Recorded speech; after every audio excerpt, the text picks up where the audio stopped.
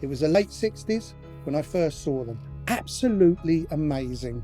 I'd never seen anything like it. I'd never seen anything, actually. I was about 9. For over 5 decades, there's been a gaping hole in the music business. It's great to have that music back in its rightful place as the progenitor of heavy metal. We'd hear things about this amazing band out of England. He was like our window into the rest of the world. He was like our window into true greatness. Well, I can't believe it's taken on 50 years to see the light of day, this record, this sort of mythical album. It's taken on sort of classic album status. And they just totally blew my mind. I'd never heard anything like them. It may not sound heavy metal, but that's what started it all off, not Tony Iommi. Sorry, mate. I love those guys. Jazz Sabbath was like our White Album. Milton was our Beatles.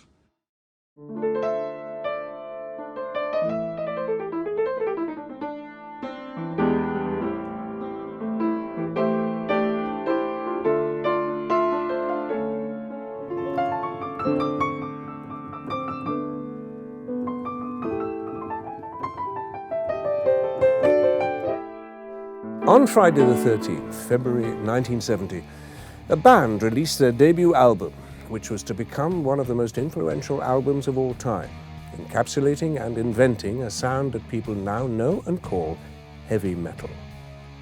Also due for release on that same day was another debut album from a relatively unknown jazz trio tipped to hit the big time with their self-titled album, Jazz Sabbath.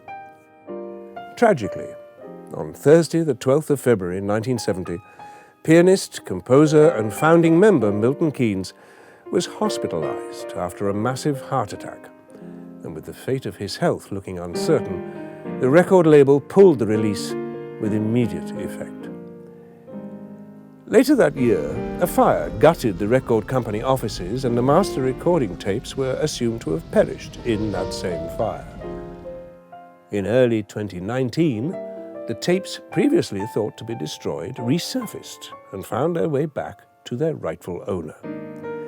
Reunited with the lost tapes nearly 50 years later, Milton is on a mission to right the wrongs of yesteryear with the re-release of his ill-fated album that he still believes is his rite of passage into the pages of music history. Some might find the truth hard to believe, but through the eyes and perhaps delusional mind of Milton Keynes, the heavy metal band, worshipped by millions around the world, are in fact nothing more than musical charlatans, thieving the music from a bedridden, hospitalized genius. The similarities, he claims, are unmistakable. I was invited to meet Milton in a West London studio where the remixing was taking place, and I was keen to find out more about this underground legend. One Direction. I don't know who this is. Milton, thanks for inviting me. Yeah, no problem, man. Do you think plagiarism was rife in the 1970s? Oh, man, there were some bands out there. It was more blatant than others, I would say. But, I mean, the one particular band that stole all our music, stole our identity, if you will, you know, it was pretty blatant. Paul Gauguin said, "Art is either revolution or plagiarism." How true those words are. Well, in case you don't know, I was in Black Sabbath. I mean, that one song, Rat Salad, you can't tell me that wasn't a complete rip-off. And I think one of the things that was so upsetting is the band was so similar to us. Well, I mean, they had a singer and a guitar player, which we didn't have either of those. But you were quite well known in the late 60s on the live circuit. Where did you used to play? Yeah, I mean, we would play everywhere, really. As many places as we could. We used to do down in London, obviously, the 100 Club, the 606, Ronnie's, of course, Ronnie Scott's, and a few of the more, you know, obscure places. Do the Pig and Two Flutes in Willesden. Lizzie McGuire's Plastic Hedge Monkey Club. To be honest, we only did that once. It wasn't very good.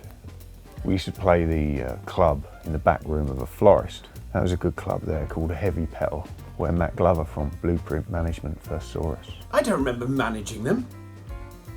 The youngest of two brothers to parents George and Mildred, he showed a keen interest in music from an early age.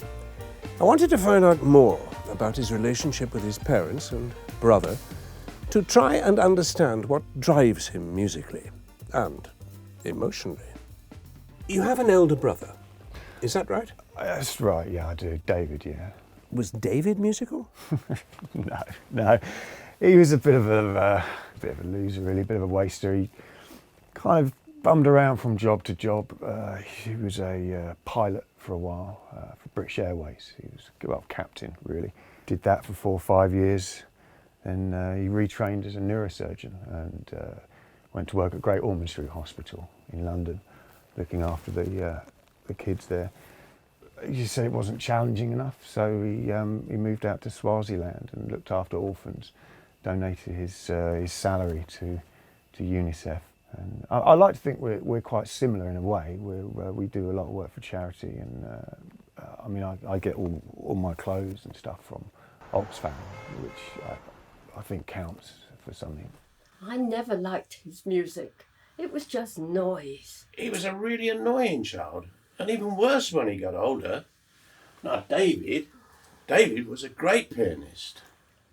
Well, that song I remember very clearly, staring out the window of my house, and I could see Derek walk past. And Derek was the local odd job man. He used to do the washing and ironing and stuff for the wealthier people of the neighbourhood who were, basically too lazy to do it themselves. And he had an armful of clean washing and ironing and walking up my neighbour's driveway. And I came up with these chords.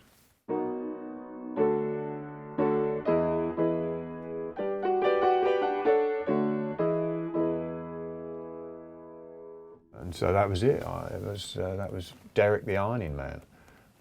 But the record company didn't like it, so we shortened it to Derek. They said that was too short, so I then called it Ironing Man. And they said that was a bit too long, so we shortened it to Iron Man. Interesting. Yeah. I don't think music would be what it is today without Jazz Sabbath. One of my friends had a friend who had a friend who had a friend who had a friend in London, and he would go to every gig that Milton played, and he would secretly record it. He'd send us the tapes.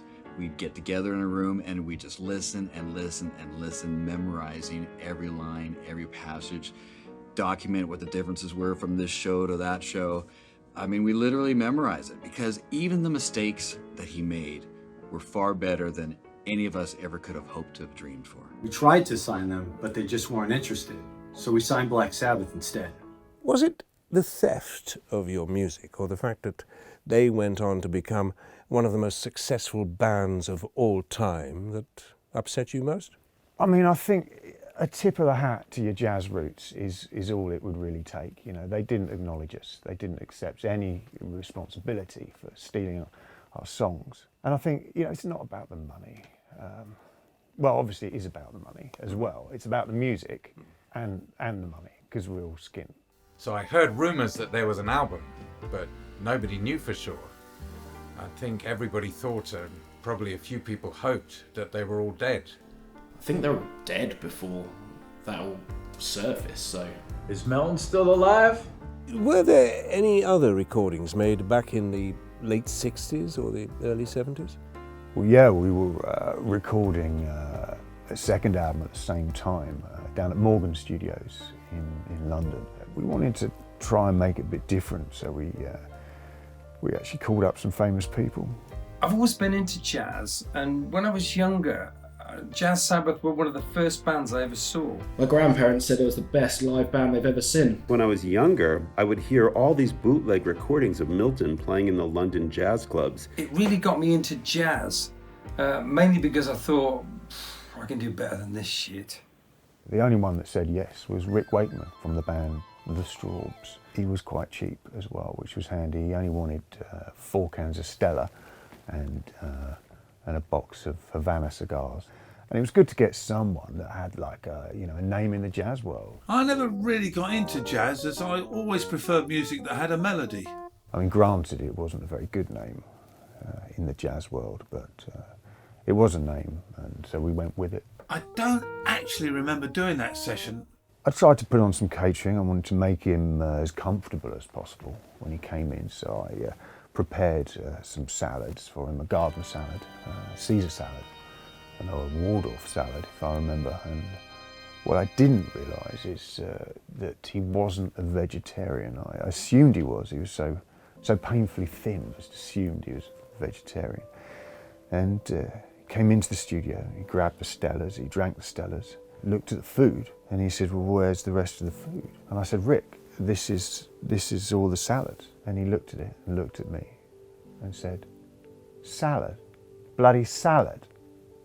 And that was it. He stormed out. He just stormed out of the studio, and I thought, that's a good name for the album. Salad, bloody salad. That's what we were going to call it, but unfortunately his label at the time, A&M Records, they threatened to sue me if we released it, or indeed spoke of him ever coming into the studio. So that was that. They were so loud. You know, I mean, we were loud. We had three kinds of loud. We had super loud, mega loud, and a hospital loud. But they were just on a different level.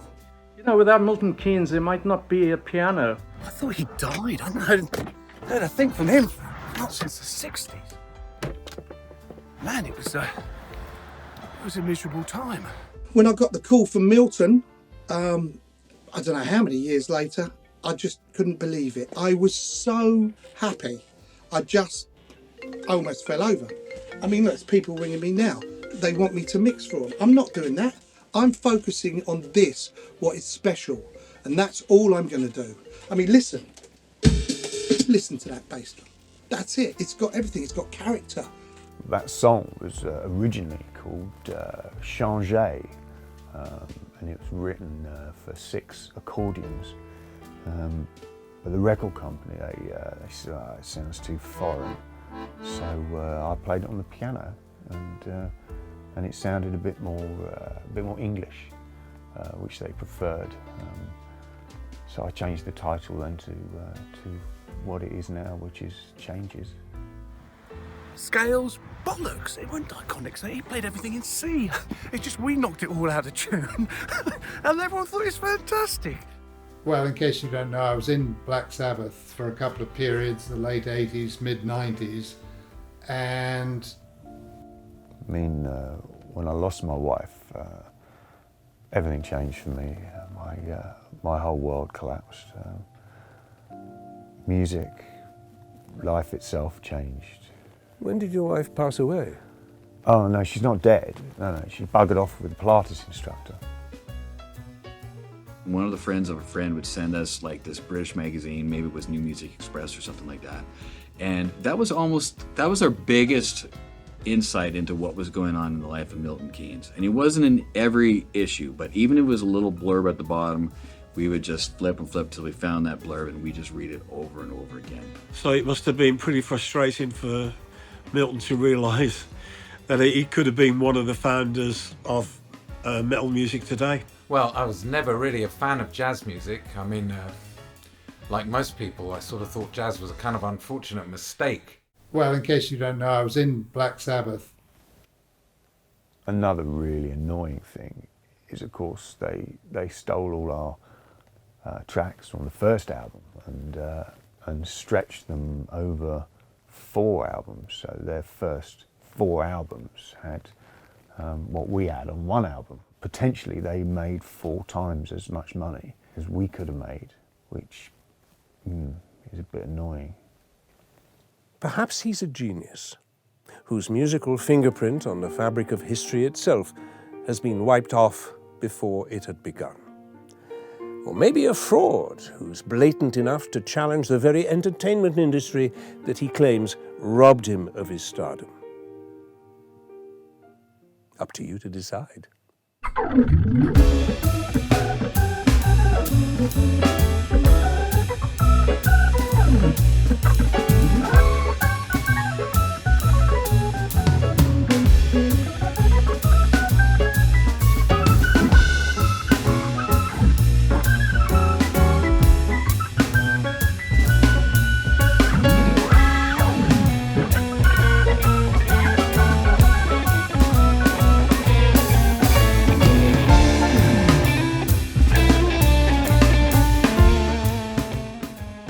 don't look terribly heavy metal, I'm afraid. No, that's fine.